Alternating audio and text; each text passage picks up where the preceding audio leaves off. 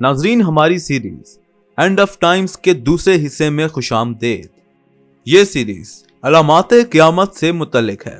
اس series کے part 1 میں ہم نے جانا قیامت کے معنی کیا ہیں، علامات قیامت کون سی ہیں، جن میں علامات بعیدہ، علامات متوسطہ اور علامات قریبیہ شامل ہیں۔ علامات قیامت صحیح احادیث کی روشنی میں اور اس کے ساتھ ساتھ اہم پیشن گوئیاں۔ ناظرین، ہماری اس سیریز کے پارٹ 2 میں ہم جانیں گے قرآن کریم اور علامات قیامت، واقعہ شق القمر، سونے کا پہاڑ، دمدار ستارہ، امام مہدی کی صفات، جنگ ہرمجدون، یہودیت اور عیسائیت، الملحمۃ الکبریٰ، امام مہدی کے ظہور سے قبل مسلمانوں کی حالت۔ ناظرین، امام مہدی کے ظہور، دجال کے خروج اور حضرت عیسیٰ علیہ السلام کے نزول کے بارے میں قرآن مجید میں کوئی خبر نہیں، اور ایسا کیوں ہے؟ میں یہاں وضاحت ضروری سمجھتا ہوں کہ قرآن کریم میں جو علامات قیامت ارشاد فرمائی گئی ہیں وہ 2 اقسام کی ہیں۔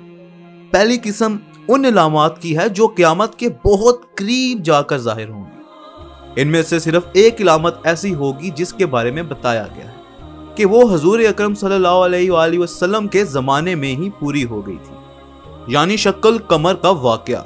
چنانچہ سورہ قمر میں ارشاد ہوا ہے، اور قیامت نزدیک آ پہنچی اور چاند شق ہو گیا۔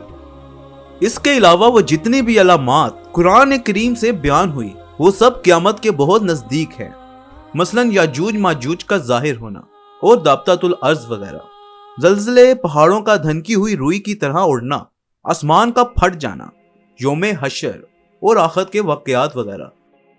لیکن رسول اکرم صلی اللہ علیہ وآلہ وسلم نے اپنی امت کو قیامت سے پہلے ہونے والے تمام واقعات کی وہ تمام تفصیلات بیان فرما دی ہیں جن کا تعلق آنے والے زمانے سے ہے۔ اور جیسا کہ میں نے پہلے غرض کیا تھا، یہ علامات 3 اقسام کی ہیں۔ پہلی قسم وہ ہے جو علامات ظاہر ہو چکی ہیں، مثلا نار حجاز اور فتنہ تاتار وغیرہ، جنہیں علامات بعیدہ کہا جاتا ہے۔ دوسری وہ جن کا ظہور ہو گیا لیکن اب بھی انتہا کو نہیں پہنچی، مثلا زمانے کی تیز رفتاری، علم کا اٹھنا، غربت میں اضافہ، زلزلوں کی کثرت وغیرہ وغیرہ، یہ سب اپنی انتہا کو پہنچیں گی تو قیامت کی بڑی علامتیں شروع ہوں گی۔ دریائے فرات کے بارے میں مختلف احادیث میں روایات قائم ہیں۔ قیامت سے پہلے دریائے فرات سے سونے کا ایک پہاڑ نکلے گا۔ دریائے فرات ترکی سے شروع ہو کر شام اور عراق سے بہتا ہوا دریائے دجلہ سے مل کر شط الغرب بناتا ہے، جو کہ آگے چل کر خلیج فارس سے ملتی ہے۔ حضرت ابو ہریرہ رضی اللہ تعالی عنہ سے روایت ہے کہ حضور صلی اللہ علیہ وآلہ وسلم نے فرمایا کہ قیامت قائم نہ ہوگی یہاں تک کہ دریائے فرات سے سونے کا پہاڑ نہ نکل آئے، جس پر لوگوں میں قتل و غارت گری ہوگی، اور ہر 100 میں سے 99 قتل ہو جائیں گے، اور ان میں سے ہر آدمی کہے گا کہ شاید میں ہی ہوں وہ شخص جسے نجات حاصل ہو گئی، یعنی خزانے پر قبضہ کر لوں۔ احادیث کی کئی مستند کتابوں میں سے یہ بیان ذرا ذرا تبدیلی کے ساتھ آیا ہے۔ علامہ سیوطی رحمۃ اللہ علیہ نے اس حدیث کی تشریح میں دریائے فرات کے روکے جانے کا تذکرہ کیا ہے۔ دراصل یہاں تعمیر ہونے والا ایوان ڈیم دریا کے بہاؤ کو روک چکا ہے۔ اس ڈیم کی تعمیر سے آس پاس کی زمین لہراتی فصلوں اور بجلی کی بڑی مقدار میں پیداوار سے سونا بن چکی ہے۔ یہ ڈیم ایک پہاڑ کی شکل میں نظر آتا ہے۔ اس کی لائی ہوئی خوشحالی کے باعث لوگ اسے سونے کے پہاڑ سے تشبیہ دیتے ہیں۔ ایوان ڈیم دریائے فرات کے اس حصے پر 1975 میں تعمیر ہوا جو ترکی میں ہے۔ $300 ملین کے خرچے سے تعمیر ہونے والا یہ ڈیم $8 ارب معیشت دے چکا ہے۔ یہاں ترکوں اور کردوں کے درمیان ہونے والے خونریز فسادات کی تاریخ دیکھیں جو ان وسائل پر قبضہ کرنے کے لیے جاری ہے تو حدیث کی صداقت کا علم ہو جاتا ہے۔ ناظرین، ظہور امام مہدی سے متعلق ایک حدیث ہے جس میں کہا گیا کہ ظہور امام مہدی سے پہلے ایک دمدار ستارے کے نظر آنے کی بھی پیش گوئی کی گئی ہے۔ آپ صلی اللہ علیہ وآلہ وسلم نے فرمایا، اس کے آنے سے پہلے ایک دمدار ستارہ مشرق سے طلوع ہوگا۔ یہی بیان امام جعفر صادق رحمت اللہ علیہ سے بھی روایت ہے، جنہوں نے فرمایا کہ امام آخر کے آنے سے پہلے ماہ سفر میں ایک دمدار ستارہ نظر آئے گا جس کا نام الکرب الزفشاء ہوگا۔ یہ تب بھی نظر آیا تھا جب عباسی خلیفہ آیا تھا، یہ تب بھی نظر آیا تھا جب طوفان نوح علیہ السلام آیا تھا، یہ تب بھی طلوع ہوا تھا جب حضرت ابراہیم علیہ السلام کو نمرود کے حکم سے آگ میں پھینکا گیا، یا جب فرعون کا لشکر غرق دریا ہوا تھا۔ چنانچہ یہ ستارہ طلوع ہوتے وقت دنیا میں اہم واقعات لے کر آیا۔ ہیلی کا یہ دمدار ستارہ 74 سے 79 سال کی مدت کے بعد نظر آتا ہے۔ آخری بار یہ 1986 میں نظر آیا تھا اور اب یہ 2061 میں نظر آئے گا۔ عمر بن شعیب رضی اللہ تعالیٰ عنہ سے روایت ہے کہ آپ صلی اللہ علیہ وآلہ وسلم نے فرمایا کہ ذوالحج کے مہینے میں قبائل آپس میں لڑیں گے، حاجیوں کو لوٹا جائے گا اور منا کے میدان میں لڑائی ہوگی، جس میں کئی لوگ اس طرح مارے جائیں گے کہ ان کا لہو بہتا ہوا مقام جمرہ تک آ جائے گا۔ 20 نومبر 1979 کو شام 5 بجے 50,000 سے زائد مسلمان خانہ خدا کا طواف کر رہے تھے۔ ایک سعودی نے اپنی مشین گن نکال کر ان پر فائرنگ شروع کر دی، جس کے بعد 1,000 سے زائد اس کے ساتھیوں نے مسجد الحرام کی اہم پوزیشنیں سنبھال کر اس کا کنٹرول سنبھال لیا۔ یہ محاصرہ 2 ہفتے تک جاری رہا۔ اس کے بعد فرانس سے لائی گئی خصوصی گیس فضا میں چھوڑ کر باغیوں کو بے ہوش کر دیا گیا، تاہم کسی بھی شخص کو گرفتار نہیں کیا گیا اور تمام کو موقع پر ہی موت کی نیند سلا دیا گیا۔ اس واقعے کے 7 برس بعد مزید خون ریزی تب ہوئی جب مظاہرہ کرتے ہوئے 402 حاجیوں کو مار ڈالا گیا۔ سعودی فورسز اور ایرانی حاجیوں دونوں نے ارض مقدس پر ایک دوسرے کو نشانہ بنا کر گناہ کا ارتکاب کیا، اور اس طرح 1400 برس قبل بیان کی گئی حدیث کی پیشن گوئی پوری ہوئی۔ ناظرین، شق القمر کا معجزہ ہجرت سے 5 برس پہلے کا ہے۔ حضرت انس بن مالک رضی اللہ تعالیٰ سے روایت ہے کہ مکے کے لوگوں نے رسول اکرم صلی اللہ علیہ وآلہ وسلم سے مطالبہ کیا کہ کوئی معجزہ دکھائیں۔ جواب میں رسول اللہ صلی اللہ علیہ وآلہ وسلم نے چاند کے 2 ٹکڑے فرما دیے، اس طرح کہ ان کے درمیان ہرا کا پہاڑ نظر آ رہا تھا۔ ابن خاطر نے اپنی کتاب میں لکھا ہے کہ چاند کے ٹکڑے ہونے کا یہ منظر ہندوستان تک دیکھا گیا۔ لندن کی انڈیا آفس لائبریری میں موجود ایک انتہائی قدیم دستاویز، جس کا حوالہ نمبر عربی 152، 173 اور 2807 ہے، اس کے مطابق ہندوستان کے جنوب مغربی ساحلی علاقے ملابار میں یہ پرانی روایت چلی آ رہی ہے کہ ان کے ایک بادشاہ چکرورتی فرمس نے چاند کے ٹکڑے ہونے کا منظر اپنی آنکھوں سے دیکھا۔ جب اسے خبر ملی کہ مکے میں خدا کے ایک پیغمبر نے یہ معجزہ دکھایا ہے، تو وہ اپنا تخت اپنے بیٹے کے سپرد کر کے مکے کی طرف روانہ ہو گیا۔ اس نے وہاں پہنچ کر رسول اکرم صلی اللہ علیہ وآلہ وسلم کے ہاتھ پر اسلام قبول کیا، اور ان کی ہدایت پر وطن واپسی کے دوران یمن کی بندرگاہ ظفر کے نزدیک اس کا انتقال ہو گیا۔ کئی صدیوں تک اس علاقے میں ہندوستانی بادشاہ کا مزار مرجع خلائق رہا۔ ناظرین، اس پروگرام کے پہلے حصے میں نے دعوت دینے والی 2 جماعتوں کے درمیان رسول اکرم صلی اللہ علیہ وآلہ وسلم کی پیشن گوئی کے حوالے سے کہا تھا کہ یہاں جنگ صفین کا ذکر ہوا ہے، جو حضرت علی رضی اللہ تعالیٰ عنہ اور حضرت امیر معاویہ رضی اللہ تعالیٰ عنہ کے درمیان صفین کے مقام پر ہوئی تھی۔ تاہم عہد حاضر کے علماء کا کہنا ہے کہ جس جنگ کی طرف اشارہ کیا گیا تھا وہ 1980 سے 1988 تک جاری رہنے والی افسوسناک ایران عراق جنگ تھی، جس میں 10 لاکھ مسلمان شہید ہوئے، 4 لاکھ سے زیادہ عراقیوں اور 3.5 لاکھ ایرانی مسلمانوں کو جان و مال سے ہاتھ دھونا پڑا۔ عالمی قوتوں کی سازش کا شکار مسلمان بے دردی سے ایک دوسرے پر مہلک اور تباہ کن ہتھیار استعمال کرتے رہے، اس حقیقت سے بے خبر کہ اس خونی کھیل کے اختتام پر کوئی بھی فریق فتح مند نہیں ہو سکے گا۔ یہ سانحہ عہد حاضر میں امت مسلمہ کو پیش آنے والے بڑے سانحات میں سے ایک ہے۔ ناظرین، ان علامات کو جو ابھی جاری ہیں علامات متوسطہ کہا جاتا ہے، جبکہ بڑی علامتوں یعنی علامات کبریٰ میں امام مہدی کا ظہور، دجال کا خروج، حضرت عیسیٰ علیہ السلام کا نزول جیسے واقعات ہیں، جن کا درمیانی فاصلہ بہت کم ہو گیا ہے۔ ناظرین، رسول اکرم صلی اللہ علیہ وآلہ وسلم نے مسیح دجال کی کامل صفات کا ذکر کیا، جن کا تذکرہ میں آئندہ کروں گا۔ اسی طرح حضرت عیسیٰ کی صفات کو بھی حضور اکرم صلی اللہ علیہ وآلہ وسلم نے تفصیل سے بیان کیا ہے، لیکن جیسا کہ پہلے میں نے غرض کیا کہ امام مہدی کا نام اور ان کی صفات جو اب تک بیان ہوئی ہیں، ان کے مطابق محمد بن عبداللہ ان کا نام ہوگا اور وہ حضور اکرم صلی اللہ علیہ وآلہ وسلم کی نسل سے ہوں گے۔ ان کی بلند پیشانی ہوگی اور درمیان سے بلند ناک والے ایک نوجوان ہوں گے۔ ظاہر ہے یہ صفات تو بہت سے لوگوں میں پائی جا سکتی ہیں، لازماً ایسی نشانی ہونا ضروری ہے کہ جب ان کا ظہور ہو تو دو آدمیوں کی رائے بھی مختلف نہ ہو۔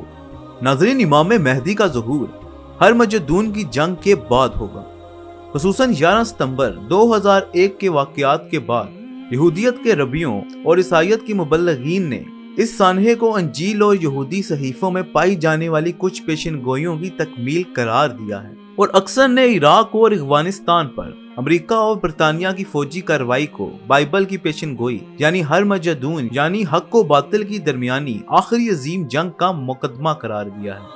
عجیب بات ہے کہ ہرمجدون کے ثبوت کے لیے اہل کتاب کے اقوال کثرت سے وارد ہوئے ہیں، لیکن بہت سے مسلمان تو جانتے ہی نہیں کہ یہ ہرمجدون کیا ہے اور اس خطرناک لفظ کے اہل کتاب کی لغت میں کیا معنی ہے۔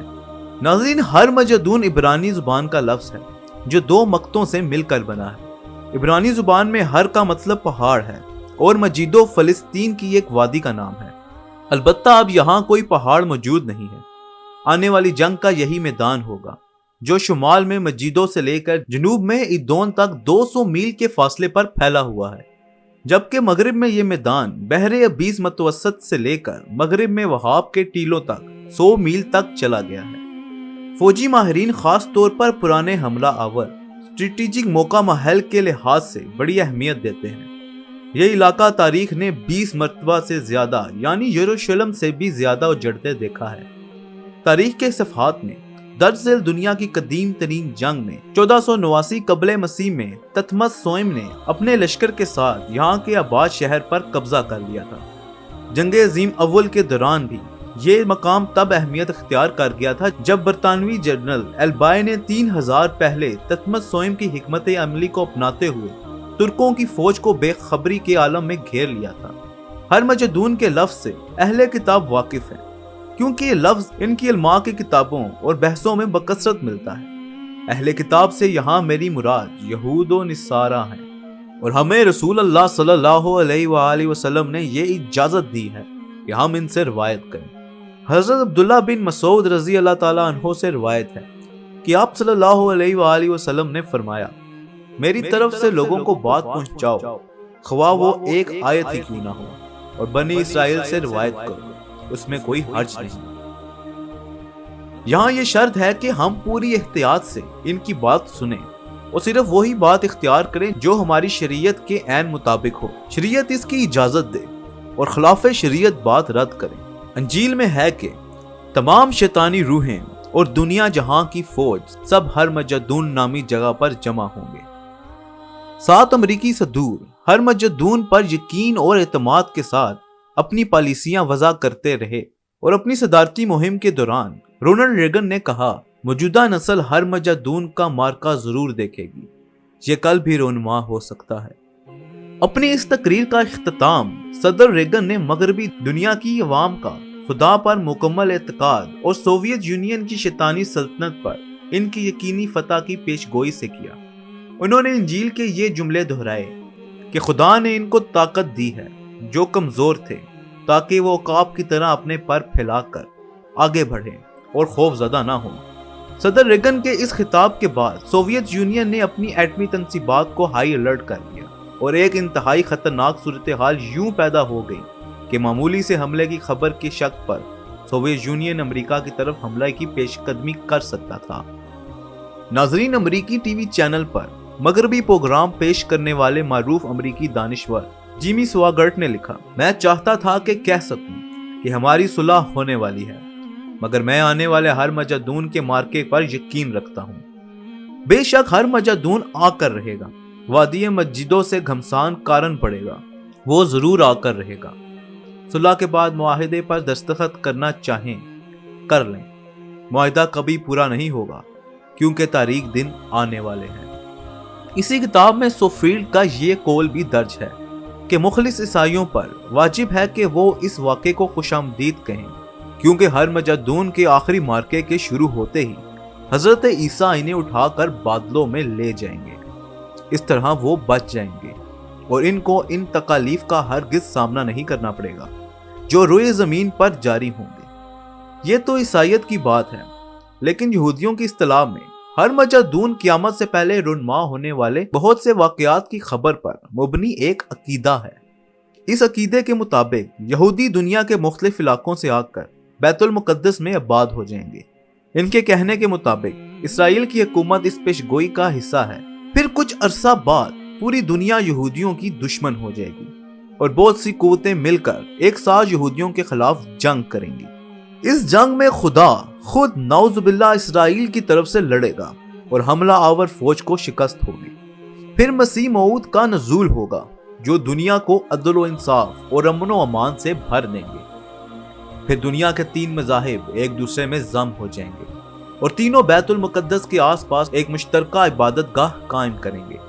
پھر دجال یعنی اینٹی کرائسٹ کا خروج ہوگا جس کے پاس شیطانی قوتیں ہوں گی۔ یہ یہودیت کے مطابق ہے۔ اس عقیدے پر قائم یہودیوں کے برخلاف ہمیں یعنی مسلمانوں کو اس مارکے کی تفصیلات اور نتائج سے اختلاف ہے۔ ہمارا یہ کہنا ہے کہ یہ مارکہ اتحادی اور عالمی سطح پر ہوگا جس میں مسلمان اور اہل روم یعنی یورپ اور امریکہ ایک ساتھ ہوں گے اور وہ مل کر ایک مشترکہ دشمن سے لڑیں گے، ایسا دشمن جسے ہم نہیں جانتے۔ جہاں تک یہودیوں کا تعلق ہے، ہمارے ہاں یہ بات واضح نہیں کہ اس جنگ میں یہودیوں کا کیا کردار ہوگا، لیکن وہ اس جنگ میں الجھیں گے ضرور، اور انجیل کے مطابق ان کی 2/3 تعداد تباہ ہو جائے گی۔ اور انجیل میں اس کا ذکر کچھ یوں ہے: 7 ماہ گزرنے کے بعد زمین صاف کرنے سے پہلے بنو اسرائیل ان کو دفن کر سکیں گے۔ ناظرین، اس مارکے کے بارے میں ہمارے پیارے رسول صلی اللہ علیہ وآلہ وسلم نے فرمایا، عنقریب اہل روم امن کی خاطر صلح کر لیں گے، پھر تم ان کے ساتھ مل کر ایک ایسے دشمن سے لڑو گے جو ان کے ورے ہے، تم سلامت رہو گے، مال غنیمت حاصل کرو گے، پھر تم ایک ٹیلوں والی چراگاہ میں قیام کرو گے، پھر رومیوں کا ایک آدمی کھڑا ہو کر صلیب بلند کرے گا اور کہے گا کہ صلیب غالب آ گئی۔ اس کے بعد ایک مسلمان کھڑا ہو کر اسے قتل کر دے گا، رومی عہد توڑ دیں گے، پھر خون ریز جنگ ہوگی، وہ تمہارے خلاف 80 جھنڈوں تلے جمع ہوں گے اور ہر جھنڈے تلے 12,000 کا لشکر ہوگا۔ یعنی اس حدیث سے اس بات کی وضاحت ہوتی ہے کہ 2 جنگیں ہوں گی، پہلی ہر مجدون کی عالمی جنگ جس کا تذکرہ ہوا ہے، اور دوسری کو الملاحم یا الملحمۃ الکبریٰ کہا گیا ہے۔ یہ مارکہ ہے جو ہر مجدون کے بعد مسلمانوں اور رومیوں یعنی عیسائیوں کے درمیان تب ہوگا جب وہ عہد شکنی کریں گے۔ ناظرین، ہمارے دور کے مشہور اسلامی اسکالر ڈاکٹر اسرار احمد کا ان تمام واقعات پہ بڑی گہری نظر سے تجزیہ ہے۔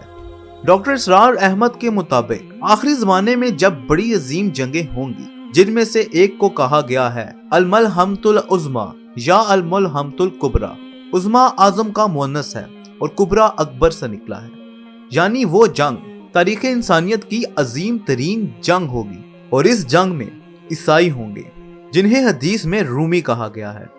اصل میں رسول اکرم صلی اللہ علیہ وآلہ وسلم کے زمانے میں رومن امپائر عیسائیت کی نمائندگی کر رہی تھی، اور اس لیے اہل روم اور عیسائی ہم معنی الفاظ کے طور پر استعمال ہوتے ہیں۔ تو رومی مسلمانوں پر چڑھ دوڑیں گے اور ان کے 80 علم ہوں گے اور ہر علم کے نیچے 12,000 فوجی ہوں گے۔ ناظرین، ڈاکٹر اسرار احمد سے سوال و جواب کی نشست ہوئی جو کہ جنگ ہر مجدون پہ مشتمل تھی۔ کسی نے سوال کیا، ڈاکٹر صاحب اس کا مطلب ہے کولیشن ہوگی، 80 لاکھ کی کولیشن؟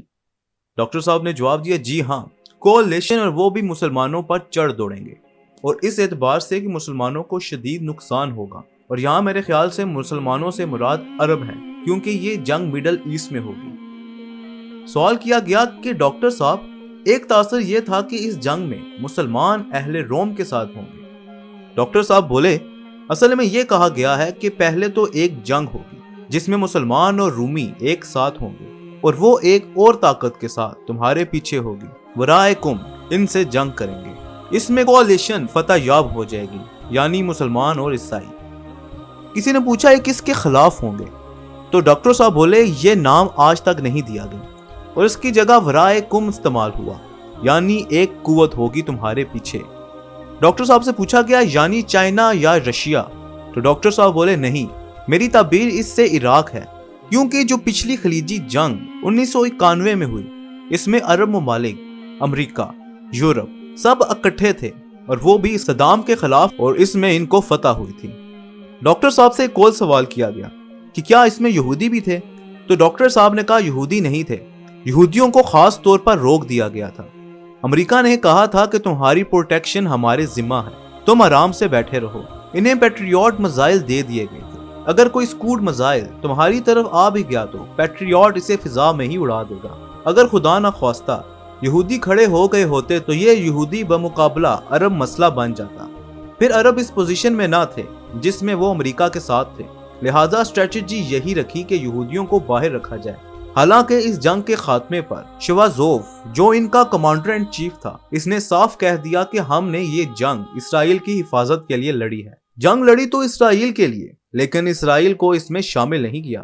میرے نزدیک اس حدیث کا تعلق خلیج کی اس جنگ سے ہے جس میں یہودی نہیں بلکہ عیسائی مسلمان یکجا تھے، اور ایک طاقت کے خلاف میرے نزدیک وہ روس نہیں بلکہ عراق تھا، اور وہ چیز واقعہ ہو چکی ہے۔ اس کے بعد آیا کہ تمہارے اور رومیوں کے درمیان معاہدہ ٹوٹ جائے گا، جو اب آثار نظر آ رہے ہیں کہ سعودی عرب کے بارے میں جو شکوک و شبہات امریکہ کی طرف سے پیش کیے جا رہے ہیں، اور ایک نیا کیس بنایا جا رہا ہے، اور وہ کیس رفتہ رفتہ پاکستان کے خلاف بھی بنایا جا رہا ہے، لیکن وہ کچھ عرصہ اس سے دبا کے رکھ دیتے ہیں تاکہ وہ فائنل وقت آنے پر کام آئے۔ پھر ڈاکٹر اسرار احمد سے کسی نے سوال کیا، اب اگلی جنگ جو ہوگی وہ ہر مجدون ہوگی؟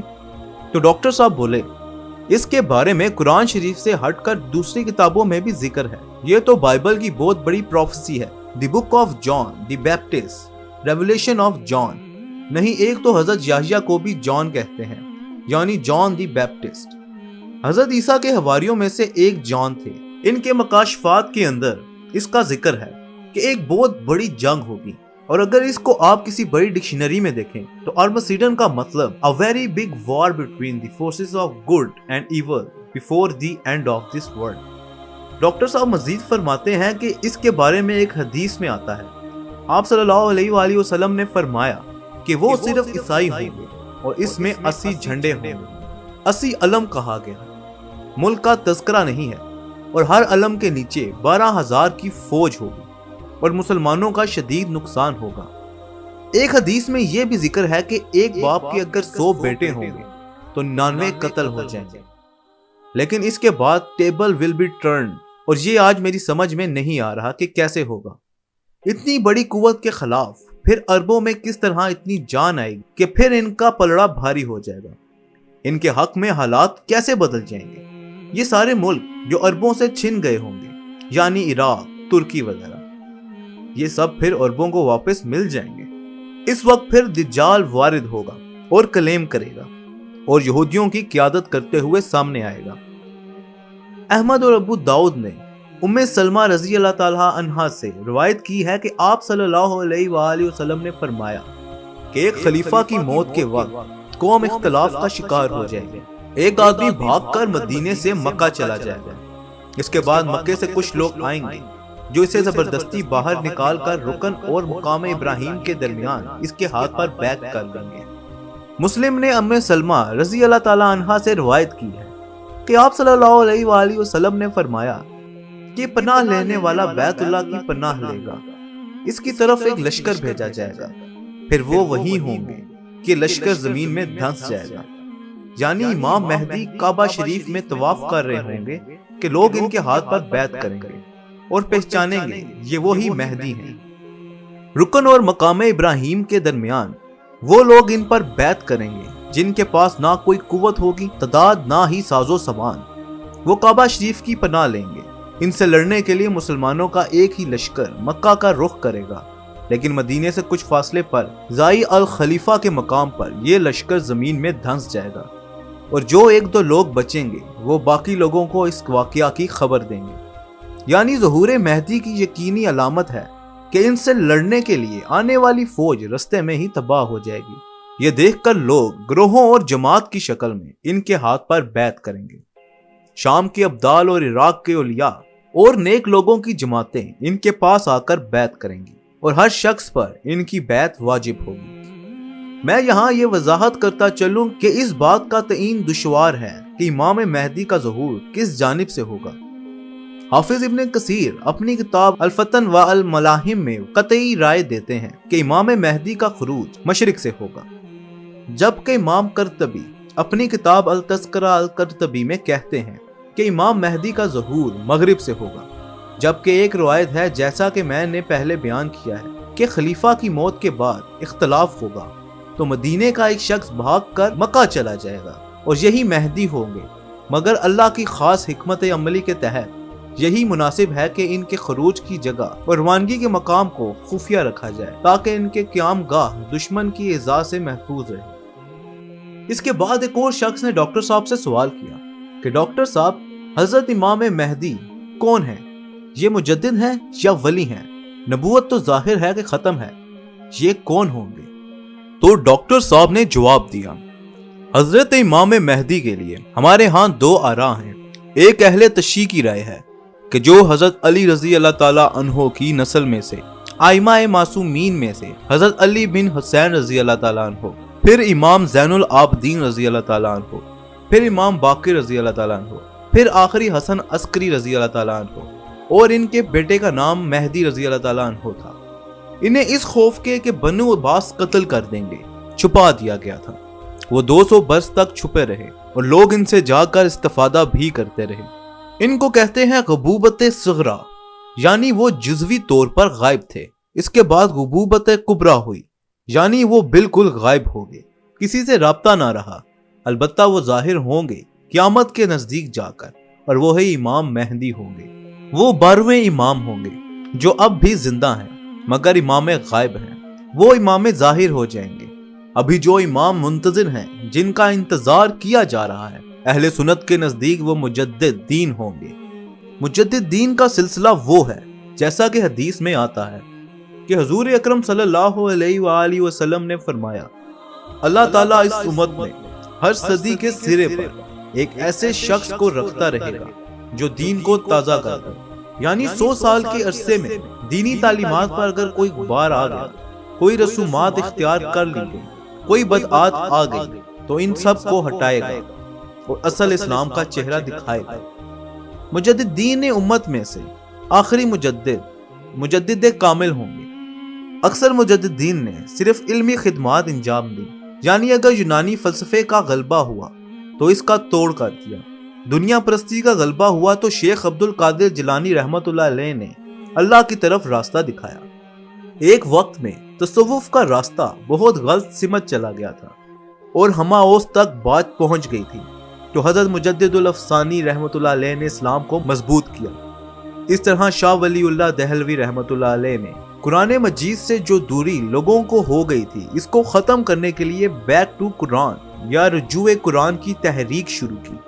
اکثر مجددین کا معاملہ یہ ہے کہ انہوں نے علمی کام کیے۔ اس کے بعد کسی نے سوال کیا کہ ڈاکٹر صاحب، یہ مجدد 100 سال کے بعد آتے ہیں؟ ان کا جواب تھا تقریباً 100 سال میں ایک، مگر ایک سے زائد بھی ہو سکتے ہیں۔ اس کے بعد اسی شخص کا سوال تھا کہ یہ خود کلیم کرتے ہیں کہ وہ مجدد ہیں؟ تو ڈاکٹر صاحب نے کہا کہ بعض نے کلیم کیا، جیسے مجدد الافسانی نے کلیم کیا۔ شاہ ولی اللہ نے بھی کہا کہ مجھے محسوس ہوا کہ اللہ تعالیٰ جب خیر کا ارادہ کرتا ہے تو مجھے اس کا ذریعہ بنا دیتا ہے، لیکن اکثر و بیشتر نے دعویٰ نہیں کیا، بلکہ لوگوں نے ان کی خدمات کو ایکسس کر کے ان کو یہ خطاب دے دیا۔ پھر کسی نے سوال کیا کہ کیا لوگ مانتے ہیں مجدد دین کو؟ تو جواب دیا کہ جی ہاں، اب مجدد کامل کی طرف آئیں۔ یہ صرف علمی اصلاح نہیں کریں گے بلکہ اللہ کے دین کو بالفعل اس طرح قائم کریں گے جیسے کہ محمد صلی اللہ علیہ وآلہ وسلم نے اپنی حیات طیبہ میں ایک نظام کی حیثیت سے اللہ کے دین کو قائم کیا تھا۔ یہ ہوں گے حضرت امام مہدی۔ پھر کسی اور نے سوال کیا کہ عین ممکن تھا جس طرح امام مہدی کی علامات اور صفات کے بارے میں واضح نشانیاں بیان کی گئی، اس طرح رسول اللہ صلی اللہ علیہ وآلہ وسلم کی کوئی واضح حدیث ان کے خروج کی جگہ متعین کرتی ہے؟ تو جواب دیا کہ ان کا خروج عرب میں ہوگا اور وہ عرب میں سے ہی ایک اسلامی حکومت قائم کریں گے۔ ایک حدیث بڑی پیاری اور اہم ہے۔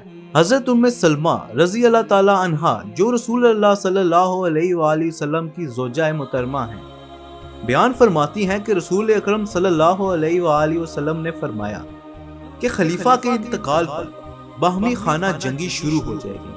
اس وقت ایک شخص مدینے سے بھاگ کر مکے میں چھپ جائے گا۔ غالباً یہ اس لیے ہوگا کہ لوگ اس کی طرف دیکھ رہے ہوں گے۔ اس کرائسس میں اس شخص کو آگے بڑھ کر کوئی رول ادا کرنا چاہیے، یعنی کوئی ایسی شخصیت جس سے یہ توقع ہو کہ وہ میدان میں آ کے لوگوں کی رہنمائی کرے، اور وہ ان سے بچ کر مکے میں جا کر چھپ جائے گا۔ پھر لوگ اسے تلاش کریں گے اور اس کے ہاتھ پر بیعت کریں گے، حالانکہ یہ نہیں چاہتا ہوگا کہ اس کے ہاتھ پر بیعت کی جائے، لیکن پھر یہ کہ اس کے لیے اللہ تعالیٰ کی طرف سے علامتیں بھی ظاہر ہوں گی، اور پھر وہ ایک مضبوط عرب حکومت قائم کرے گا۔ لیکن ان کی حکومت قائم کرنے کے لیے کسی مشرقی ملک سے فوجیں جائیں گی۔ عرب کے مشرق میں 3 ممالک آتے ہیں، ایران، افغانستان اور پاکستان۔ تو میرے نزدیک انشاءاللہ زیادہ دیر نہیں لگے گی کہ پاکستان اور افغانستان مل کر ایک ملک بن جائیں گے، اور یہیں سے ایک اسلامی حکومت کا آغاز ہوگا، اور یہیں سے فوجیں چلیں گی کہ جو حضرت مہدی کی بھی مدد کریں گے۔ ناظرین، اب آتے ہیں احادیث کی روشنی میں۔ حضرت ابو اسحاق رضی اللہ تعالیٰ عنہ سے روایت ہے کہ حضرت علی رضی اللہ تعالیٰ عنہ نے اپنے بیٹے حضرت حسین رضی اللہ تعالیٰ عنہ کی طرف دیکھتے ہوئے فرمایا کہ میرا یہ بیٹا سردار ہے، جیسا کہ رسول اللہ صلی اللہ علیہ وآلہ وسلم نے فرمایا تھا کہ عنقریب اس کی پشت سے ایک شخص پیدا ہوگا جس کا نام تمہارے نبی پر ہوگا، اخلاق و عادات میں بھی نبی جیسا ہوگا، لیکن صورت شکل میں مناسبت نہ ہوگی۔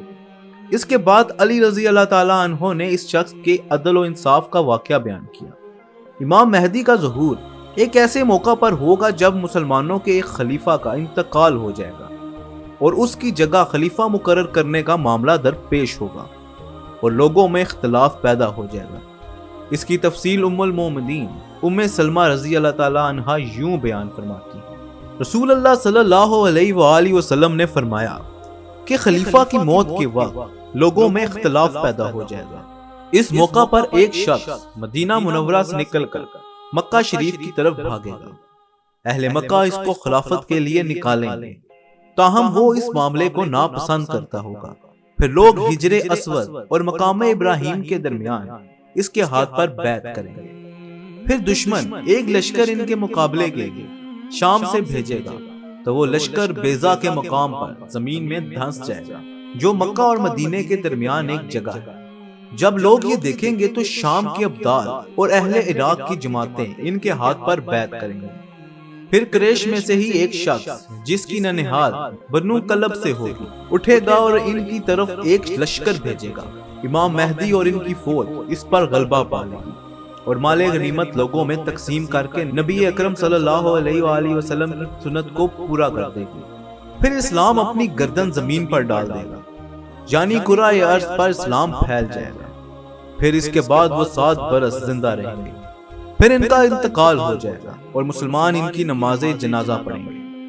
حضرت ابو داؤد فرماتے ہیں کہ بعض روایوں میں ابو ہشام کے حوالے سے یہ کہا کہ امام مہدی 9 برس زندہ رہیں گے، بعض نے کہا کہ وہ 7 سال زندہ رہیں گے۔ اس حدیث میں کفار کے لشکر کے زمین میں دھنس جانے کا ذکر کیا گیا ہے۔ وضاحت کرتا چلوں کہ دوسری احادیث میں حضور اکرم صلی اللہ علیہ وآلہ وسلم نے قیامت سے پہلے کے وقت میں 3 واقعات زمین میں دھنس جانے کے پیش کیے ہیں، ایک مشرق میں، ایک مغرب میں اور ایک عرب میں۔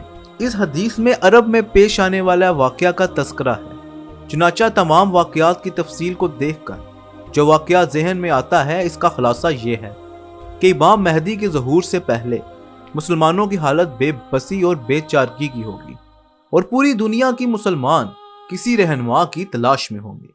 مدینہ منورہ سے کسی خلیفہ کے انتقال کے بعد امام مہدی مکہ کو روانہ ہوں گے تاکہ لوگ انہیں خلیفہ نہ بنائیں۔ مکہ مکرمہ میں طواف کے دوران لوگ انہیں حدیث میں بیان کردہ علامات سے پہچانیں گے اور حجر اسود اور مقام ابراہیم کے درمیان مسلمان ان کے ہاتھ پر خلافت کی بیعت کریں گے اور وہ اسلامی سلطنت کے قیام کے لیے ساری قوتوں کو جمع کریں گے۔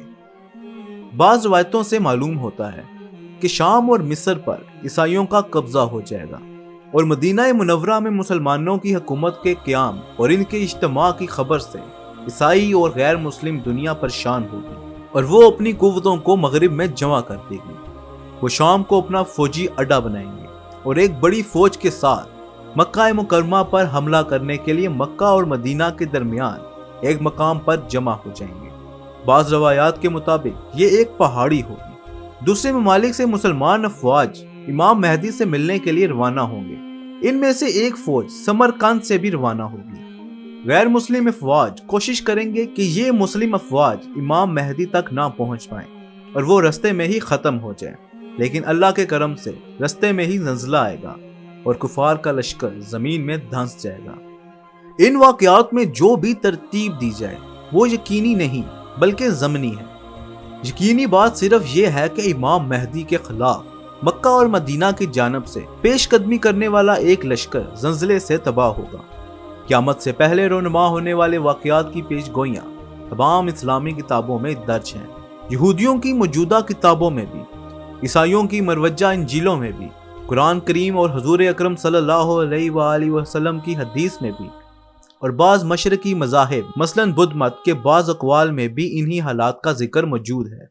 اس وقت دنیا جس تیز رفتاری سے انقلابی تبدیلیاں لا رہی ہے، ان کے پیش نظر پوری دنیا اپنے اپنے قائد کے مطابق ایک ایسی شخصیت کے ظہور کی منتظر ہیں جو اس دنیا کے باشندے کو ایک کلمے پر جمع کر کے یہاں امن و سکون اور عدل و انصاف کی حکومت قائم کرے۔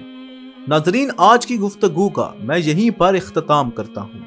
آج کی گفتگو میں ہم نے جانا قرآن کریم اور علامات قیامت، واقعہ شکل قمر، سونے کا پہاڑ، دمدار ستارہ، امام مہدی کی صفات، جنگ ہرمجدون، یہودیت اور عیسائیت، الملحمۃ الکبریٰ، امام مہدی کے ظہور سے قبل مسلمانوں کی حالت۔ ناظرین، اس سے اگلی نشست یعنی پارٹ 3 میں ہم بات کریں گے ظہور امام مہدی، لشکر سفیانی کو شکست سے فاش، امام مہدی کی جنگیں، قوم لوط، قوم سبا، قوم عاد اور بنی اسرائیل، معبد سلیمانی، فرعون کا انجام، سیل ارم، فراموش کردہ شہر، ریت کا سمندر۔